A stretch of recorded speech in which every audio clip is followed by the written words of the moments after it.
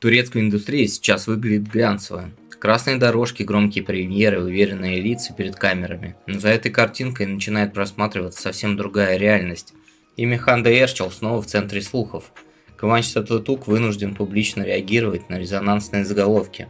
Сериалы закрываются раньше срока, проекты теряют позиции, а звезды оказываются под давлением, о котором еще недавно предпочитали не говорить вслух.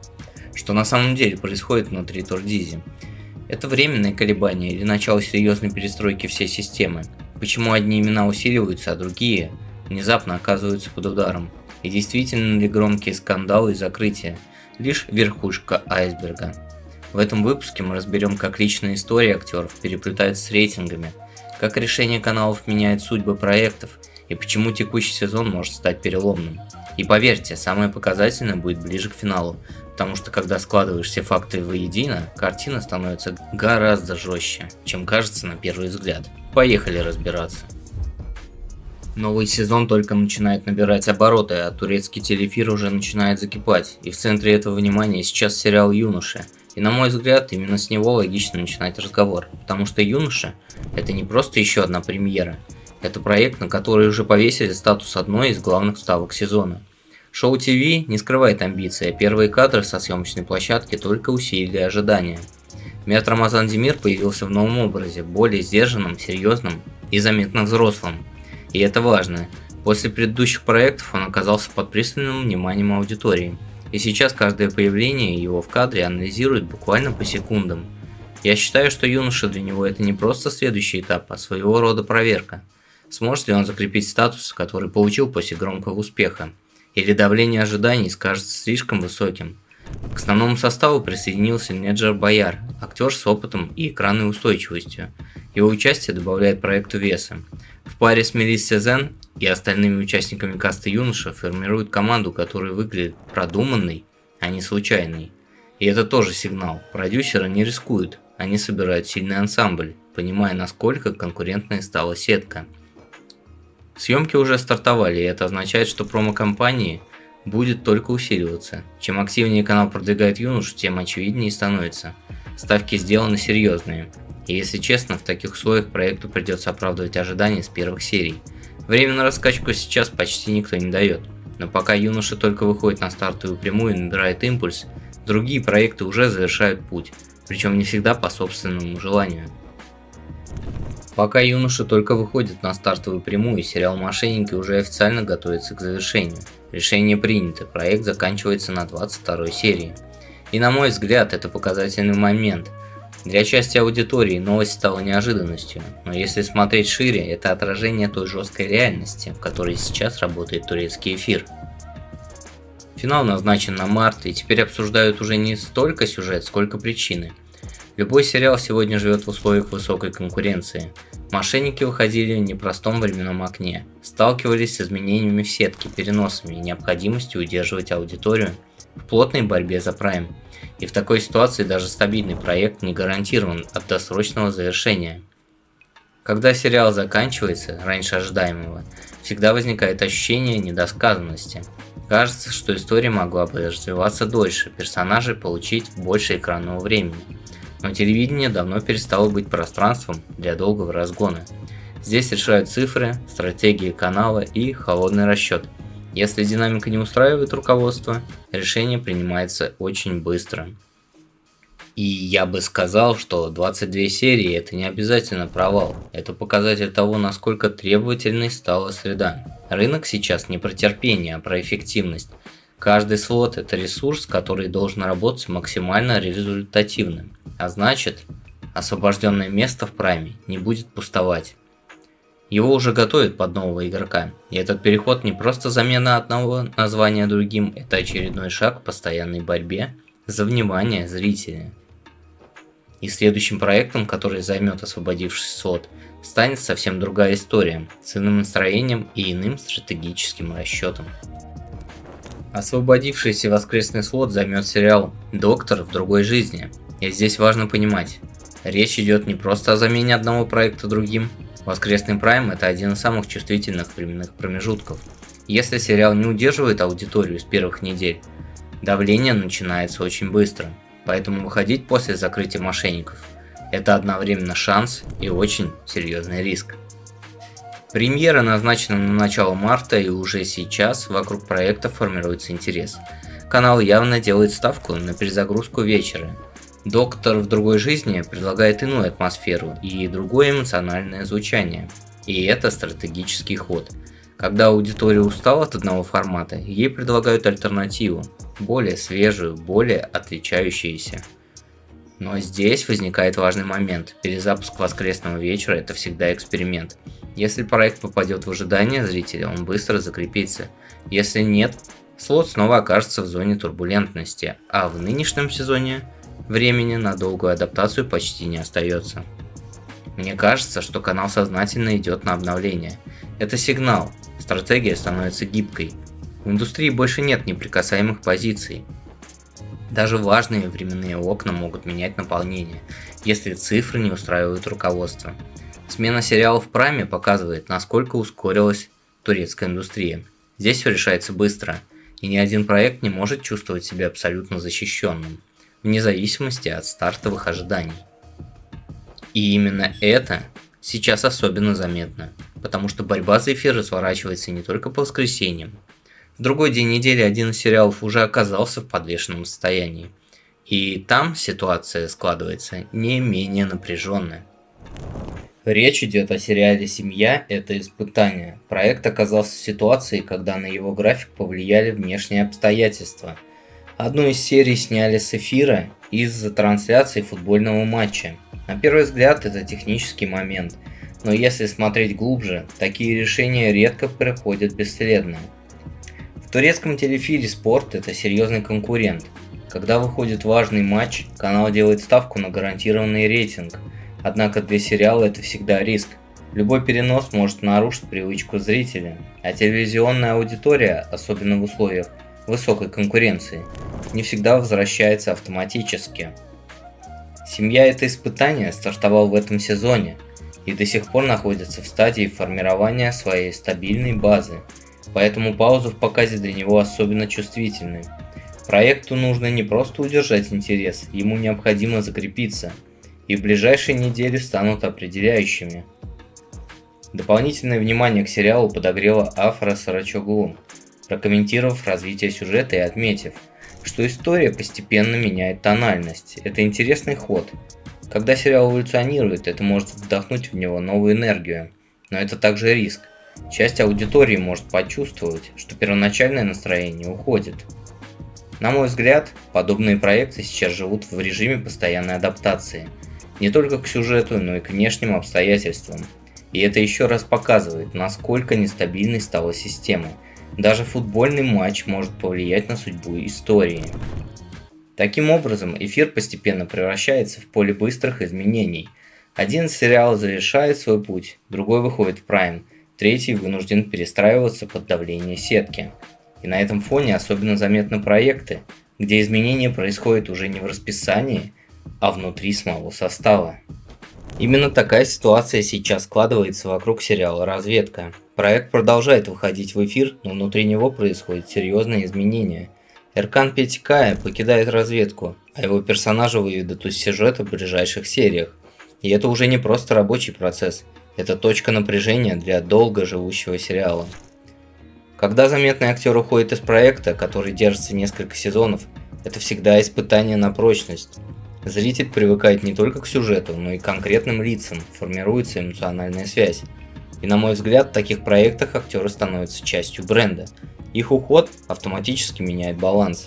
Сценаристам теперь придется перестраивать драматургию. Иногда такие изменения дают истории новый импульс, свежий поворот и неожиданную динамику. Но бывает и наоборот, исчезновение сильной фигуры ослабляет напряжение. Все зависит от того, насколько грамотно будет выстроен переход. «Разведка» – сериал, который уже доказал устойчивость в эфире. И именно поэтому любое кадровое решение вокруг него сразу становится темой для обсуждения. Это своего рода проверка лояльности аудитории. Останется ли зритель с проектом после ухода одного из ключевых актеров? Или начнется постепенное снижение интереса? Мне кажется, сейчас для разведки наступает момент перезагрузки. И такие моменты либо укрепляют проект, либо выявляют его слабые места. В нынешней конкурентной среде это особенно чувствительно. Пока в одном сериале происходят внутренние перемены, в другом команда, напротив, только усиливается и готовится к активной фазе съемок. И там стратегия выглядит совершенно иной. И таким проектом становится «Дурнушка», который в турецких источниках проходит под названием «Чиркин». Сериал еще не вышел в эфир, но уже формирует вокруг себя устойчивый интерес. Если честно, это тот случай, когда видно, создатели пытаются сыграть на комбинации узнаваемых лиц и сильной драматургии. К проекту присоединились Беркай Шахиналу и Нур Сюрер, актеры с опытом и репутацией. Их участие сразу поднимает планку ожиданий. Когда в касте появляются такие имена, это сигнал. Проект не будет поверхностным. Это попытка создать историю с глубиной, а не просто заполнить эфир. Кроме того, к составу добавилась Сима Гюльтекин. Это расширяет драматургические возможности. Появляется пространство для дополнительных линий конфликтов. Уже состоялась читка сценария, и это важный этап. Именно на читке становится понятно, есть ли химия между актерами, работает ли текст в живом звучании. Иногда именно там решается судьба будущего проекта. По моему мнению, «Дурнушка» – это пример осторожной, но продуманной стратегии. В условиях, когда сериалы могут закрываться после нескольких недель, продюсеры стараются собрать максимально устойчивый состав заранее. Это своего рода страховка.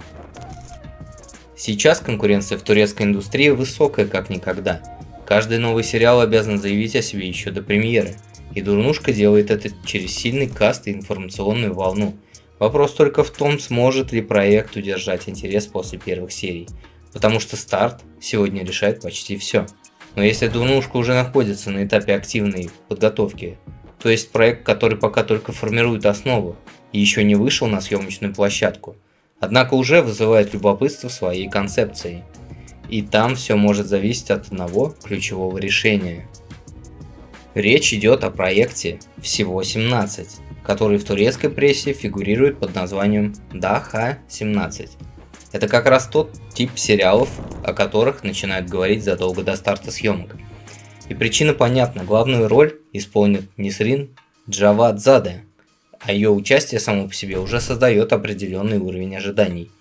Несрин – актриса с мощной экранной энергетикой. Она умеет удерживать внимание даже в камерных сценах, где все строится на эмоциях и внутреннем конфликте. И если честно, мне кажется, что выбор именно ее на главную роль – это не просто кастинг, а стратегический ход. Проект сразу получает глубину и психологический вес. История строится вокруг женщины, которая после долгого периода без сознания возвращается к жизни и фактически вынуждена заново осмыслить себя и окружающий мир. Это сильная драматическая основа. Здесь можно сыграть и на личной трансформации, и на конфликте прошлого и настоящего. Все будет зависеть от сценарной точности. Съемки пока не стартовали, и команда продолжает искать партнера для главной роли. И вот это, на мой взгляд, критически важный момент. В таких проектах экранная химия – половина успеха. Если партнер будет подобран точно, сериал может выстрелить. Если нет, то даже сильная актриса не спасет общий тон. Мне кажется, «Всего 17» – это попытка сделать более психологическую и зрелую драму в условиях, когда индустрии часто уходят в проверенные формулы. Это риск, но именно такие проекты иногда становятся неожиданными открытиями сезона. И пока одни проекты только формируются, другие уже вышли за пределы национального рынка и пробуют силы на международной арене. И именно там сейчас развивается еще одна важная история с куда более глобальным масштабом. И этой историей стал сериал «Музей невинности», который вышел на платформе Netflix и практически сразу оказался в глобальном списке самых просматриваемых неанглоязычных проектов. И здесь важно понимать, попадание в международный топ-10 – это уже не просто локальный успех, это показатель того, что турецкий контент окончательно закрепился в глобальной конкуренции. Для меня это особенно показательный момент, потому что еще несколько лет назад турецкие сериалы воспринимались за рубежом скорее как нишевый продукт. Сейчас же они становятся частью общей международной повестки. «Музей невинности» – это пример того, как национальная история может выйти за пределы культурного контекста. Внутри Турции сериал приняли с большим интересом. Экранизация литературного произведения изначально вызывала ожидания, а выход на Netflix только усилил внимание. Но международная реакция оказалась более сдержанной, и на мой взгляд это вполне объяснимо. Истории, глубоко укорененные в национальной ментальности, не всегда считываются одинаково в разных странах. Тем не менее, сам факт присутствия Музея невинности в мировых рейтингах говорит о стабильном спросе на турецкие проекты в цифровом пространстве. Платформы сегодня дают то, чего раньше не хватало – глобальную витрину. И если сериал удерживается в международных списках, это уже стратегический успех. Мне кажется, именно цифровые сервисы сейчас становятся тем пространством, где турецкая индустрия может экспериментировать чуть посмелее. Там меньше зависимости от классического рейтинга и жесткой эфирной конкуренции, а значит больше возможностей для авторских решений. Но пока проекты выходят на международный уровень, внутри страны внимание публики все чаще переключается с экранных историй на личные события самих актеров. И именно так сейчас развивается информационная повестка вокруг одной из самых обсуждаемых актрис Турции. Сейчас в центре внимания турецкой прессы актриса Ханде Эрчел. В медиа активно обсуждаются слухи о ее расставании с Хаканом Сабанджи. Поводом стали публикации таблоидов и комментарии анонимных источников. Но официальные заявления от самой актрисы или ее представителей пока не было. И вот здесь, на мой взгляд, начинается самое интересное. В случае с Ханде любая новость мгновенно становится событием. Ее имя давно вышло за рамки обычной актрисы. Это бренд, и когда вокруг бренда появляется неопределенность, медиа заполняют пространство версиями. Пишут о том, что актриса якобы избегает мест, связанных с прежними встречами, анализируют ее последние появления, изучают паузу в публикациях, но если смотреть холодно, подтвержденных фактов нет. Это именно медиа-волна, а не официальная позиция. И мне кажется, что Ханде сейчас находится в той точке карьеры, когда личная жизнь становится частью общего образа, и любой слух усиливается в разы. При этом она традиционно выбирает стратегию молчания, не вступает в дискуссии и не реагирует на каждую публикацию. Иногда молчание работает сильнее комментариев, но иногда наоборот, только усиливает интерес. Вопрос в том, как долго эта пауза будет сохраняться. И если в этой истории пока нет официальных слов, то в следующем случае реакция последовала достаточно быстро и четко. И это уже совершенно другая модель поведения в кризисной ситуации. Речь идет о Кыванче Татлытуге. В турецких СМИ появились сообщения о возможном кризисе в его браке с Башак Дизер. Новость разлетелась очень быстро. Заголовки, обсуждения, пересуды в социальных сетях. Когда речь идет о Кыванче, информационная волна почти всегда масштабная. Но в этот раз сценарий развития событий оказался другим. Почти сразу после публикации Башак Дизер публично опровергла слухи о разводе. Коротко, четко, без лишних объяснений. Если честно, это показательный момент. Иногда именно скорость реакции определяет дальнейший тон обсуждения. Мне кажется, здесь мы видим две разные стратегии. В случае с Ханде – пауза и молчание, в случае с Кыванчем – быстрый ответ и закрытие темы. И в турецком медиапространстве такие четкие опровержения действительно работают. Когда комментарий идет напрямую от участников истории, пространство для домыслов резко сокращается. Кыванч Татлытуг давно воспринимается как одна из самых устойчивых фигур индустрии. Его экранный образ и личная жизнь выстроены довольно последовательно, и любые слухи о кризисе сразу вызывают бурную реакцию, потому что нарушают этот образ стабильности. На мой взгляд, подобные ситуации сегодня становятся частью медийной игры. Публичные люди вынуждены управлять не только карьерой, но и информацией вокруг себя, и чем быстрее они реагируют, тем меньше времени остается у слухов для разгона. Пока одни актеры вынуждены отвечать на громкие заголовки, другие предпочитают формировать повестку иначе. Не через опровержение, а через поступки. И следующий пример как раз из этой категории. Именно таким способом решила действовать Демет Оздемир. В свой день рождения она выбрала не привычные светские вечеринки и громкие публикации, а благотворительную инициативу. Демет запустила кампанию совместно с фондом Дарусафака, направленную на поддержку образования детей. И это решение сразу выделилось на фоне общей новостной повестки. И я думаю, подобные шаги сегодня работают сильнее любых интервью. Когда актриса использует личный праздник не для демонстрации статуса, а для привлечения внимания к социальной теме, это меняет восприятие. Это уже не просто инфоповод, а осознанная позиция. Поклонники активно откликнулись, и за короткое время была собрана значительная сумма. И здесь важно не только количество средств, но и реакция аудитории. Люди готовы поддерживать инициативы, если чувствуют искренность. На фоне слухов о опровержении медийных волн такой шаг выглядит особенно контрастным. Демет не реагировала на скандал, не вступала в публичные споры, она просто создала позитивный повод. По моему мнению, подобные действия укрепляют образ актера куда сильнее, чем любая рекламная кампания. Это инвестиция не в проект, а в репутацию. А в нынешней турбулентной индустрии репутация становится одним из самых ценных активов. Имя Демет Оздемир сейчас звучит не только в контексте ролей и сериалов, но и как пример социальной вовлеченности. И на фоне этой позитивной истории особенно резко воспринимается ситуация, когда актеру приходится публично защищаться от громких публикаций. В такой ситуации оказался Бурак Озчивит. В прессе появились сообщения о том, что актер якобы приобрел десятки объектов недвижимости и значительно увеличил свое состояние. Заголовки звучали так громко, что цифры впечатляющие. И как это обычно бывает, новость мгновенно разлетелась по всем соцсетям. Я думаю, здесь сработал классический механизм. Масштаб имени усиливает масштаб слуха. Но когда речь идет о Бурак Озчивите, аудитория автоматически предполагает высокий уровень доходов, крупные контракты и инвестиции. Поэтому подобные публикации легко находят отклик, они вписываются в уже существующий образ. Но актер решил не оставлять ситуацию без реакции. Бурак Озчивит публично опроверг распространившуюся информацию, четко обозначив, что озвученные данные не соответствуют действительности. И это важный шаг. В эпоху, когда слух может за несколько часов превратиться в факт, молчание иногда воспринимается как согласие.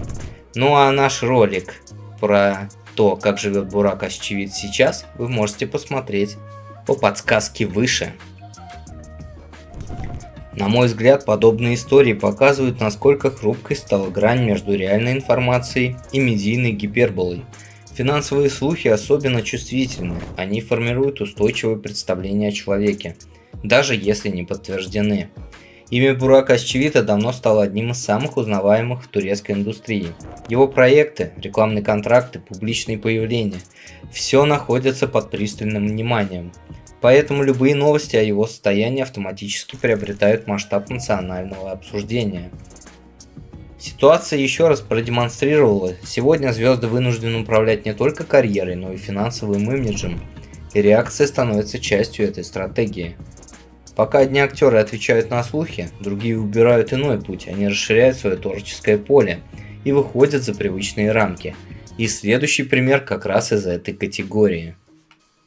Таким шагом отметилась Берен Саат, актриса, которой многие годы ассоциировали прежде всего с драматическими, глубокими ролями, представляла музыкальный клип. Если честно, это был неожиданный поворот, потому что ее экранный образ давно закрепился в определенной эмоциональной нише. Реакция оказалась неоднозначной, и это абсолютно закономерно. Когда актриса с устойчивой репутацией выходит за рамки привычного формата, аудитория делится на два лагеря.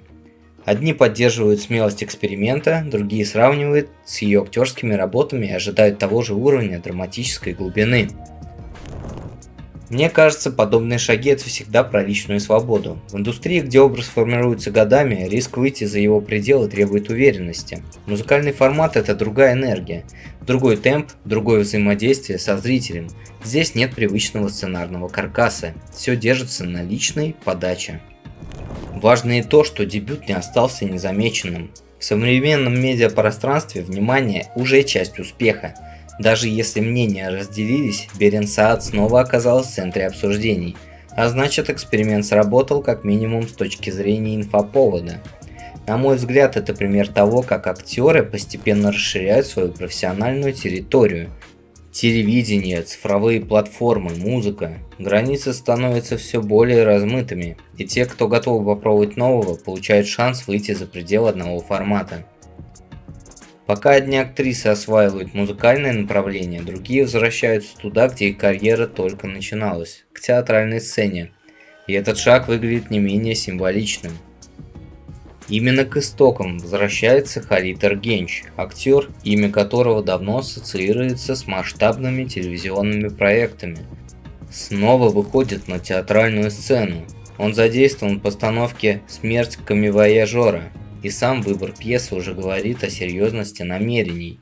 Для меня это показательный шаг, потому что театр – это совсем другой уровень ответственности. Здесь нет монтажных дублей, нет возможности переснять сцену, все проходит вживую, перед зрителем.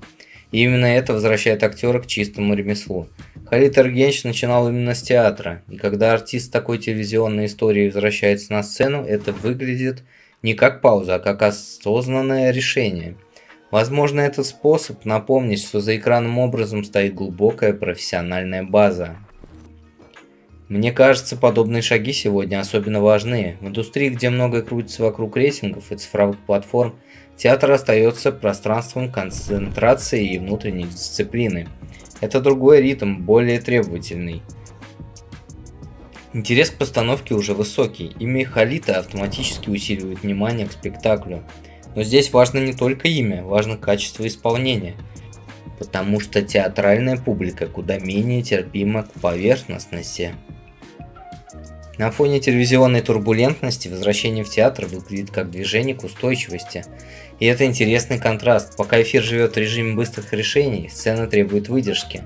Но параллельно с театральной линией развивается и цифровое пространство, где готовится еще один проект с участием известной актрисы. И именно туда сейчас направлено внимание поклонников онлайн-платформ. В цифровом пространстве тем временем готовится новый проект с участием Эльчин Сангу. Актриса присоединилась к сериалу «Я тебя знаю», который создается для платформы Netflix. И если смотреть на это шире, это уже не просто новый контракт, это шаг в сторону другой системы работы. Цифровые платформы требуют иной ритмики. Серии короче, динамика плотнее, нет необходимости растягивать сюжет ради рекламных пауз. Для актера это возможность играть более концентрированно, без искусственного замедления. И мне кажется, именно поэтому все больше турецких звезд уходит в стриминг. Там меньше давления, традиционного рейтинга и больше свободы формата. Для Эльчин Сангу это логичное продолжение карьеры. Она давно доказала, что способна работать в разных жанрах. Но цифровой формат – это еще и выход на международную аудиторию, а значит расширение географии узнаваемости. Если посмотреть на картину в целом, сезон уже показывает очень четкую тенденцию. Юноши выходят на старт с высокими ожиданиями, мошенники завершают путь раньше, чем планировалось, доктор в другой жизни занимает освободившийся слот, семья – это испытание адаптируется к изменениям в сетке, разведка переживает кадровые перестановки, а дурнушка формирует сильный каст. Сериал «Всего 17» только готовится к запуску, а Музей невинности укрепляет позиции на международной платформе. Параллельно, личная повестка звезд от Ханды Эрчела до Кыванчи Татлатуга влияет на общий информационный фон. Демет Аздемир усиливает образ через благотворительность, Бурак Озчивит реагирует на финансовые слухи, Берен Саат экспериментирует с музыкой, а Халид Эргенч возвращается в театр. А также Эльчин Сангу, которая теперь выходит в цифровой формат. Если честно, я вижу здесь одну общую линию. Индустрия перестраивается, конкуренция усиливается, форматы меняются, зритель становится избирательнее. Уже недостаточно просто выйти в эфир. Нужно удержать внимание, управлять имиджем и быть гибким. И именно это делает текущий сезон особенно интересным для наблюдения. Мы фактически видим переходный этап, где телевидение борется за позиции, стриминг расширяет влияние, а актеры ищут новые точки роста. Вопрос только в одном – кто сумеет адаптироваться быстрее остальных?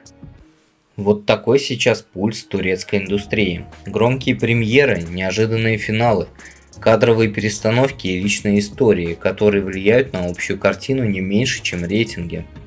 Если вам было интересно разбирать все это вместе со мной, обязательно поддержите выпуск. Это действительно важно для развития канала. Подписывайтесь на канал Любовь и Мечты, чтобы не пропускать самые свежие новости Турдизи, закулисные детали и честные разборы происходящего. Ставьте лайк, если формат вам понравился. Так вы показываете, что такие выпуски нужны. И обязательно напишите в комментариях, какая новость зацепила вас больше всего. Кто, по вашему мнению, сейчас действительно усиливает позиции, а кто рискует их потерять? Обсудим все вместе. До встречи в следующем выпуске.